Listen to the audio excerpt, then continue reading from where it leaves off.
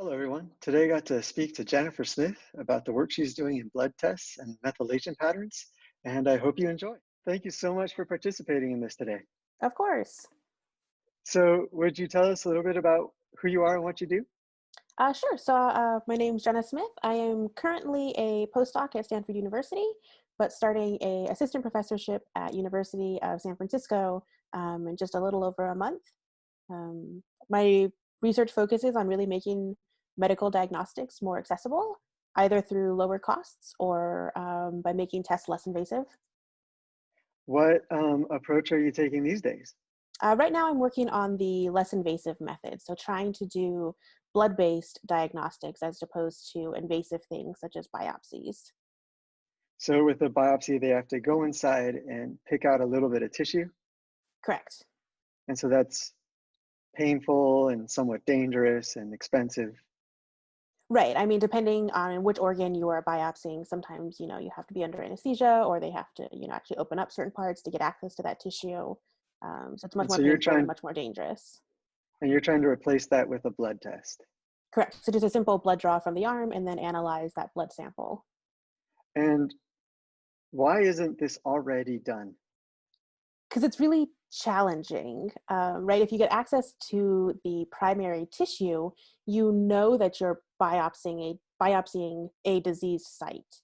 Whereas if you're taking a blood sample, there's tons of information in that blood sample, both from healthy and diseased states. So there's just a lot of challenges in getting accurate, precise information from a blood sample. In that case, what makes you think you can do this? So there's been a lot of research into trying to find these biomarkers that are specific to different diseases. And there's a lot of effort right now on doing the blood-based ones because they are less invasive. So I'm sort of piggybacking off of other research that's been done and trying to just add a little bit more to it. Oh, that's excellent. And what sort of biomarkers are you going for? So the ones I'm looking at are called methylation markers. So we are trying to get DNA from inside of that blood sample. So not necessarily whole cells, but just fragments of DNA that are in that blood sample. And then we're analyzing something called the methylation status of that DNA to give us information about disease. Can you explain to me in a way that I would understand what a methylation status is? I can try. So you imagine all of your DNA and all of your cells has the same sequence. So whether it's a liver, DNA from a liver cell or DNA from a heart cell, the sequence of your DNA is the same. This is how they identify you for things like crimes, like this DNA analysis to link you to crimes. It's because everyone has a unique sequence. So if I like drop a hair follicle or if I like accidentally cut off my thumb, they'll have the same DNA from the crime I committed regardless.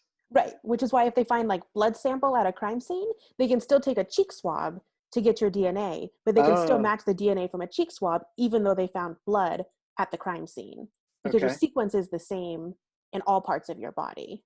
Mhm. What methylation is it's a separate, right, there are a few different ways to do, well, maybe that's not true. Okay, so methylation adds, it like places things sort of on top of the DNA, you can think about it, and it prevents that DNA from being accessed. So even though the sequence is the same in all of your cells, what gets made from that DNA can differ in different types of cells because different cells have added these methylation markers to different parts of your DNA. So your liver Do cells don't express the same proteins I as, see. say, your brain cells. So like different cells use different parts of the DNA. Right. And they use Do methylation as one way to tell them which parts to use in which types of cells. do we understand how this methylation comes about naturally? Like how when we're being, you know, when our mommies and daddies create us and then our cells begin to divide, do we understand how methylation takes place in some cells and differently in others so that the cells differentiate themselves? Possibly, I am not enough of a basic biologist to know how Okay. well we understand that. Okay. So it's possible, and I just don't know it. So I don't know, but it doesn't mean that the world is not aware of how that works. And so how are you using this methylation in a blood test to be able to deduce the state of disease? Yeah, so there's two ways that are being explored to try to do that. And one is just looking for organ specific DNA in that blood sample. So I just told you that the methylation markers differ between liver cells and, say, heart cells. Hmm. And so if I take a blood draw and I find lots of heart DNA in that blood draw, it indicates to me that something is going wrong in your heart, because the Mm. cells in your heart don't typically turn over. Like, there's not a lot of like dying and regenerating of cells in your heart. So a healthy person doesn't have much heart DNA in a blood sample. Hmm. But if your heart is slowly dying, right, if there's a lot of necrotic cells in your heart, there's going to be a lot more heart DNA in your blood sample. And so that's one way that they're trying to find out the site of disease. I could Another way, imagine then, like, if you sample at a single time, it gives you one estimate of the amount of heart damage that's happening. But if you were to sample the blood at multiple times, then it'd give you some understanding of, it's like multiple samples of a random variable. It'd give you a better understanding of what's happening in the heart. Is that true? yeah, yeah, because Okay. I mean, the circulation, right? Your blood is always circulating, so there's some probabilistic nature to, when I take a blood sample, how much heart DNA do I get that compared to how much heart DNA is actually circulating in your system. Why hasn't this been done previously? Like, what is the seminal breakthrough that permitted this type of technology to be investigated? So it was previously very challenging to do high throughput methylation analysis of DNA. So it was very hard to find a methylation signature for each organ. So what sort of methylation sites do we need to analyze to figure out, is this heart DNA or is this liver DNA? And I don't remember what year it came out, but fairly recently, there's been very high throughput methylation sequencing. So we can actually probe. The latest, I think, is 450,000 methylation sites in this genome. And you have these chips, so you can do lots of different DNA samples and measure the methylation status at these 450,000 sites in a Hmm. fairly fast turnaround. So Is they've this been, already being used? Like, is this currently in existence somewhere, or what's preventing methylation from being used in the clinic today? so it's a little finicky in the sense that, since it's not a permanent thing, right? Your gene sequence is, for the most part, permanent. So if you look for mutations in your sequence, so like changes in your sequence, those are very robust markers, Hmm. because your sequence on the whole is always the same. Methylation is not that way. So in different organs, you will have different methylation markers, but sometimes those change, not necessarily due to disease, but just due to different status of that organ. And there's also a lot of outside factors that can affect it.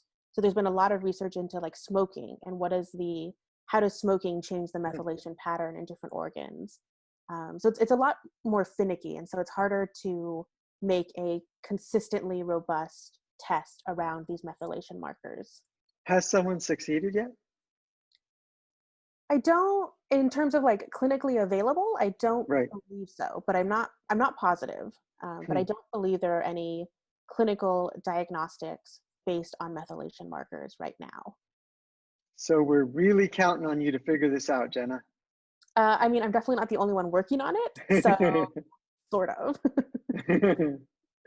So you received your PhD from Stanford University, I did. and then you've gone on to do this postdoc at Stanford as well, but with a different group. Correct. Yeah, a different lab, but it's still at Stanford. And what would you say is your largest success academically so far? So it's an interesting question. I mean, it depends on how you define success. Well, how So do you there's define it? What is your largest success in your Yeah, so I mind? was going to tell you about two things, and sort of what I define as like how I think that they are successful. Hmm. So one is a low cost urinalysis system. So it is trying to take out the user error associated with performing at home urine tests to diagnose things such as bladder infections or urinary tract infections.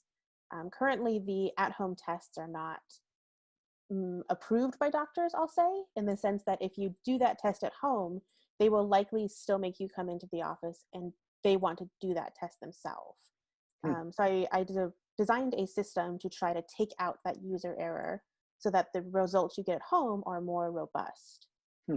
And I consider that one a success because it's sort of a complete prototype, a complete device.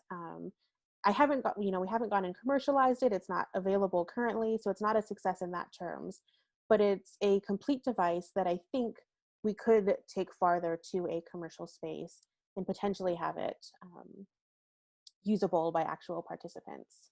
Hmm. Actually, maybe that's the one I would define as my biggest success. Okay. Um, so in your personal life, you're a single mother I am. and you had your child relatively early in life. Many people would assume that step in life doesn't lead to getting a PhD at Stanford University. What decisions did you make early on that let you achieve what you've become? It's an interesting question. I mean, I think part of it was just having the mindset of I had these goals originally. I'm not going to compromise on those goals because of other life events. I will make sure that I, fulfill family duties, but I don't want to have the mindset that that is an either or situation, that either I can fulfill family duties or I can fulfill, these academic goals that I had. And I definitely can't take full credit. Support system in that type of situation is everything. I don't know that even if I had had that same mindset, but didn't have as strong of a support system, that I would have gotten where I am today. Mhm. And I think some of it is also just being willing to realize that you're jumping into an extremely scary situation. I mean, I told myself when I applied to Stanford, I must be a little crazy to be a single mother applying to a PhD program at Stanford. Like, who knows what that's going to look like and how I'm going to get through it. So I think just being a little unafraid to take that jump. I know your son, I know him well, and he's a wonderful young man. So it's truly remarkable how well you've done. Jenna, thank you so much for taking time to speak to us today. Of course, very happy to. If this takes off, maybe we'll have you back and you could tell us what life as a professor is like. That sounds great. Maybe give me a little time to figure out what life as a professor is like. That sounds good. All the best to you. Thank you so much.